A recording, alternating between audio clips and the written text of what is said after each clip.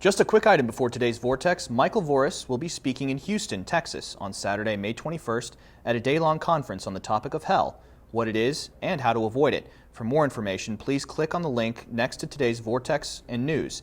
That's Houston, Texas, Saturday, May 21st. God bless you.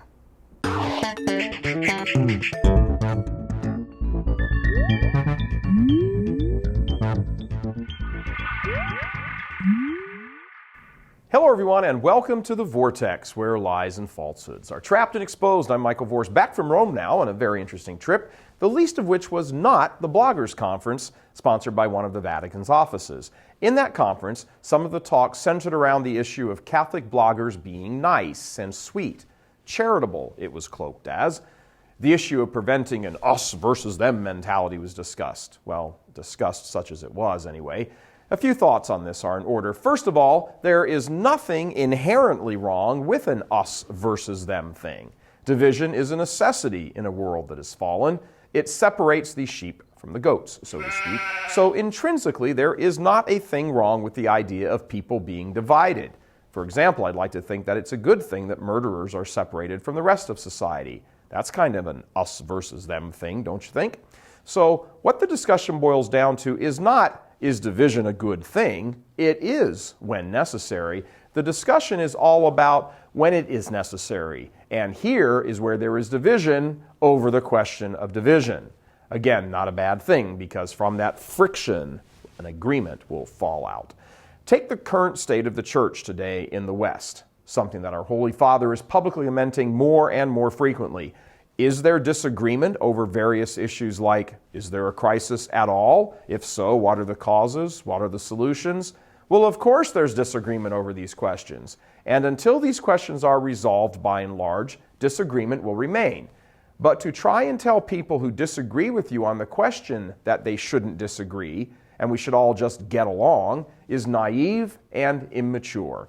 It relegates the very serious issues at stake to a sort of subcategory of relative unimportance. It deflects attention away from the crisis and makes the new crisis become how we talk about a crisis. That's ridiculous.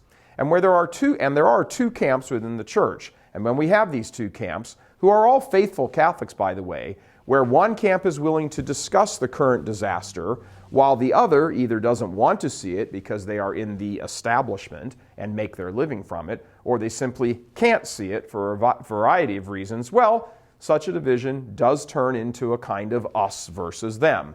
And again, that's not a bad thing as long as no one is using petty name-calling or other things like that. But a serious discussion over this crisis is needed, and sometimes that discussion is going to involve people and things being said that some people simply don't want to be said.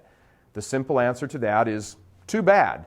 When a problem exists, it needs to be fixed, not just vented about or downplayed or ignored or whatever. There are two camps, if not more actually, in the church today that created an us versus them attitude. So let's be clear. For Catholics who do not think the church is in dire straits today, we say you're wrong. Not only are you wrong, you need to wake up and stop contributing to the demise of the faith by pretending that there is no demise. Now, of course, the retort will be, we're wrong. Fine. Well, let's hash it out then. We'll say our points and you say yours. Let's have a good old us versus them standoff over the facts and see who's right.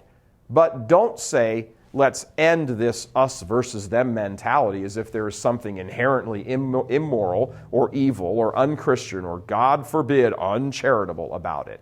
Our blessed Lord prayed for unity, but not at the expense of the truth. So here's the issue. Is there a crisis? And when we say crisis, we mean a full-blown crisis in every sense of the word. Is there a crisis in the church today, or is there not? Let's talk about that and why there is disagreement over it, not retreat into some namby-pamby position of let's all play nice together. We can play nice together when the problems are solved. There are simply too many Neville Chamberlains in the world today, especially in the church, who would have peace at any price. God love you. I'm Michael Voris. Please help us keep delivering these kinds of messages that so desperately need to be heard and acted on.